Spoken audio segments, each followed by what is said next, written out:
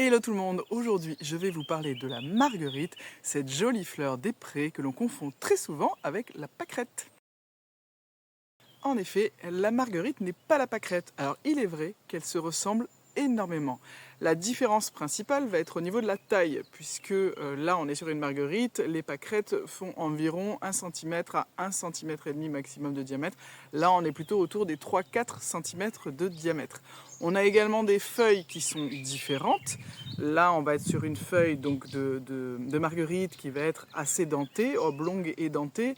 Ça l'est beaucoup moins sur la pâquerette qui a des feuilles quasi entières. Elles ne font également pas du tout la même taille puisque la pâquerette ne va pas dépasser les 15 cm, tandis que la marguerite, elle, peut facilement faire 50 à 60 cm.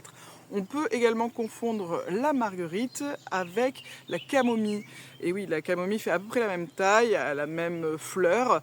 Par contre, au niveau des feuilles, la camomille, elle, va être beaucoup plus découpée, même très finement découpée.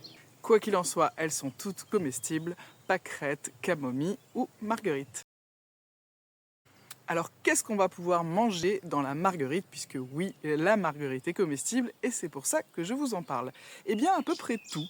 On peut manger ces jeunes feuilles au printemps et même moi personnellement je les apprécie encore aujourd'hui. Elles peuvent parfois être amères, là par exemple ça n'est pas du tout le cas. Elles ont un goût un peu piquant et assez intéressant. On peut également manger les racines, par contre il vaut mieux le faire avant la floraison parce que sinon elles deviennent vraiment fibreuses, on peut les manger crues, et comme les feuilles d'ailleurs, hein, crues ou cuites, et également les fleurs et les bourgeons floraux, c'est-à-dire avant qu'elles deviennent fleurs, on va avoir les bourgeons floraux encore verts, encore fermés, que l'on peut cuisiner. Alors comment cuisiner tous ces éléments, toutes ces parties de la plante?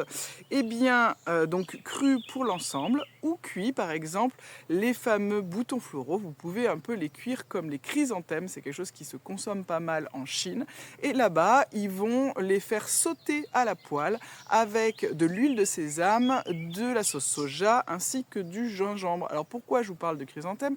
Parce que c'est également une plante de la même famille, les astéracées, et qui a vraiment le même goût.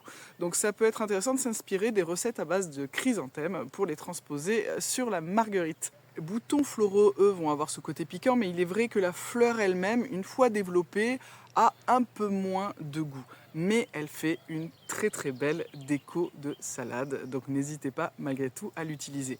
En plus, il faut savoir que la marguerite, étonnamment, n'est pas une plante particulièrement appréciée par les animaux, ni même les pollinisateurs.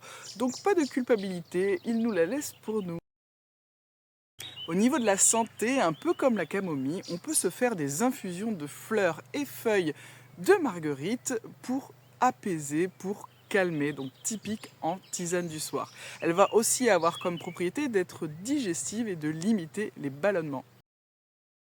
On ne connaît pas réellement d'autres usages de la marguerite qu'en infusion ou bien en cuisine. Par contre, il y a un usage que l'on connaît tous depuis que l'on est tout petit, c'est de compter fleurettes, c'est-à-dire que l'on va pouvoir finalement savoir si on l'aime un peu, beaucoup, passionnément ou à la folie. Alors je vous laisse sur cette note poétique et je vous dis à très bientôt pour d'autres vidéos.